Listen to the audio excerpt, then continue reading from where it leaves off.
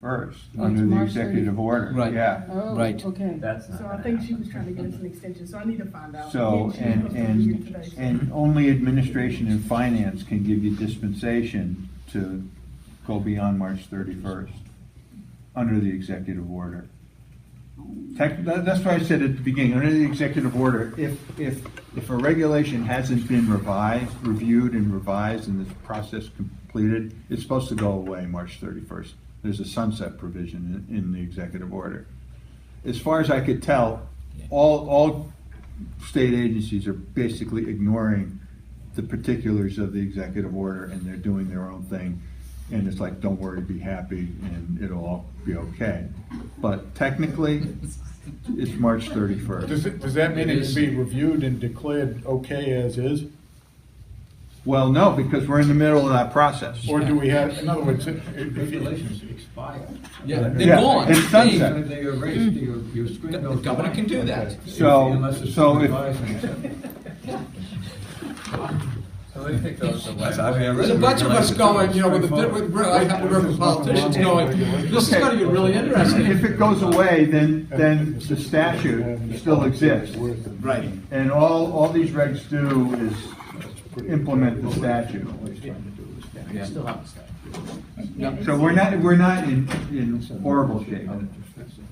I think that there, especially from Tom's comments, that if we go ahead with this producer red line version of what you have heard, there's remarkable consensus in this room. Yeah. Around, most of the issues that have come up, and it seems to You me could do that it. if you were to just synthesize those and reproduce them for us, it doesn't seem to me that it's impossible to meet that March deadline. No, I think you got a Well, good no. point. The March deadline includes producing a public comment draft, going up for public comment, reviewing the comments, and then, so, we're not gonna do it March.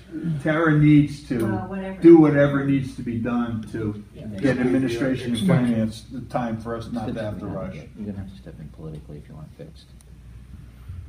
It's gonna be politics at that point. Oh, yeah. Who's got the strongest hand in all this?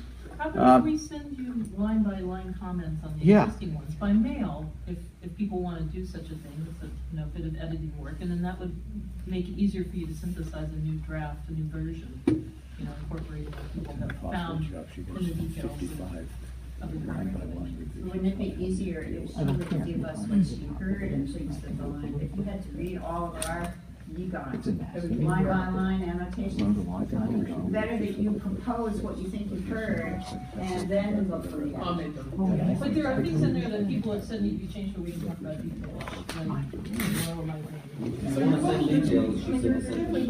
So somebody make a suggestion on date. We need a deadline for submitting to you. That's the first thing, because like, as an example, the 17th Franklin County Beekeepers meet. I can address all these topics with that organization, but I need to know that they can get their information to you in time to actually make it whole. And if not, I need to send out a special notice beforehand. Can you just volunteer for something? Just curious. If we can get this moving, let's not say no, it's impossible. Sometimes things are possible if good enough people have the right backgrounds. So when Yes, do you Bob? want last comments to come to you? So, it's hard for me to set a deadline because I'm not sure the logistical process. I don't know what Tara. You could set a deadline and then you could also extend it if Tara gives you more time. But let's say Tara doesn't give you much. Well, I think, from our conversations I've had with her, she doesn't want us to be rushed. I said to her, we need to make sure we have time and have comments for people to go through this.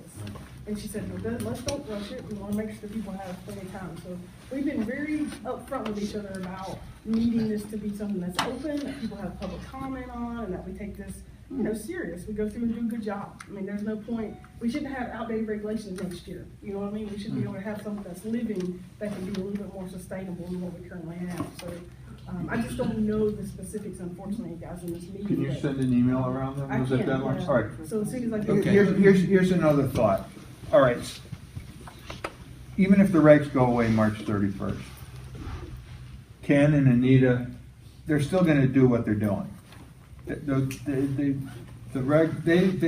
Their ability to inspect And what we have at this point isn't gonna go away because technically the regs have sunsetted. If Tara and it doesn't get with administration and finance, it doesn't get the special permission to go beyond March 31st, well, okay, fine, the regs go away. Then we're left with the same process we're gonna go through anyway with a red line version of these regs. We'll come up with regs, they'll go out for public comment, and they'll be enacted. So, if we could live with the prospect of, well, maybe there aren't any formal apiary regs from March 31st to May 31st, then, really, there's no difference. Not really. So it all, the whole executive order sort of becomes inconsequential. Particularly if you're prepared to go the next step as soon as they disappear on Yeah, the 31st. 'cause we're in the already process in of place. promulgating. And Yeah. some politician's going to have to listen to us screaming and hollering, and not just us. I'm hearing this from the other environmental groups I work with. They're not been happy about this, as you're probably aware, from day one. I mean, extremely unhappy about it. Willing to do something about it. So, could do it if we're, it'd be interesting to see what our legislature does come May 31st. And I don't think they're really happy with, I wouldn't want to be in that situation. I think what the governor's trying to do is get everything reviewed, and he's probably succeeding at that. That's why we're here. Now, whether it's March 31st or May 31st, Right. you get it done. If he's successful with every agency getting all their things reviewed, that's a pretty gargantuan task that's gotten done. So it's not all bad, assuming we do it well. Yeah. So send us an email with the deadline. Okay. With final- I'll have to final do that additional too, comments. as you guys are talking, so I'm multitasking, but yeah. Okay, so I've got some comments, I've got everyone's comments together, and what I've made is some notes for action items for myself to do. And it sounds like you guys sort of have come up with a plan on how you'd like to move forward. But I do encourage, if you want to submit line by line, for sure, send this to me, because some people have already sent comments that are very specific to certain sections. Like, hey, 8.2, number 4, this is what I think should be changed, and stuff like that. So if you want to do that. I know that this is really important. I think it's something that we want to make sure we do a good job, and I think not being rushed is what I'm going to push back on, because we need to make sure you have time to get through this stuff.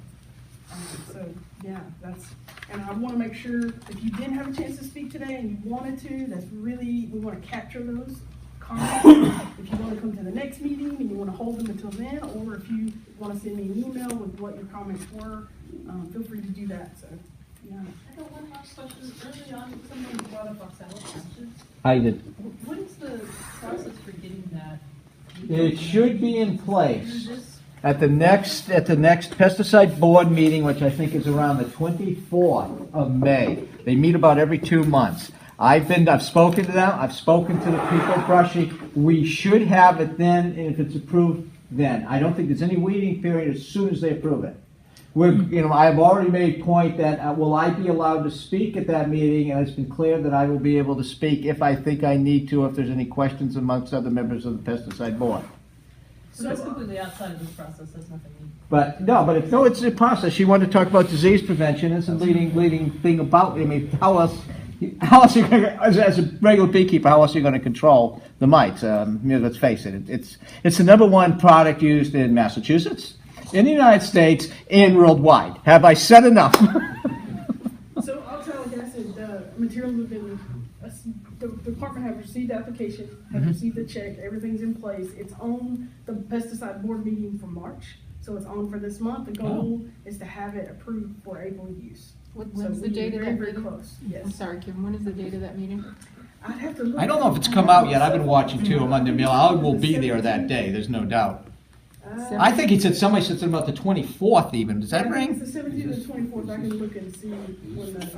That's up in the. So the process is. It's the label. We get registration All documents and a waste. check for product registration, and then that comes to the department, it gets processed.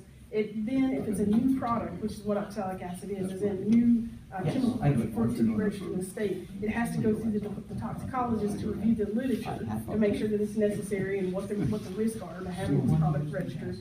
And then they will present that information. So hopefully, Windsor will give a presentation at this meeting, and then at the meeting, the board will vote on, or I'm not sure, I haven't been to one of these, but I'm assuming it's a vote or some discussion around this, any of the products that are coming through. And also those that may be, like for instance with Hofgar, it used to be a Section 18, it still is a Section 18, but nationally, it's now no longer needed as Section 18, so on a national level, it's been approved for use. So those other existing older designations for products will also come up for review at these meetings. So I'm not sure if Hofgar is on the agenda for the next meeting, but I know oxalic acid is. Yeah. Oh, yeah. So we've been very diligent about trying to get this material, through the system so people can be a little bit more on top of when this thing's coming out. So that's the goal, is to have it for April. I don't think there's a pesticide board meeting in April and May, so that was the other concern. So they're about pushing it for the 24th So we were trying to then. get I, this through. So the toxicologist has it now for review? So It's hopefully. been reviewed. You're not gonna wait till the 24th to hand it to them? No. Oh, no, they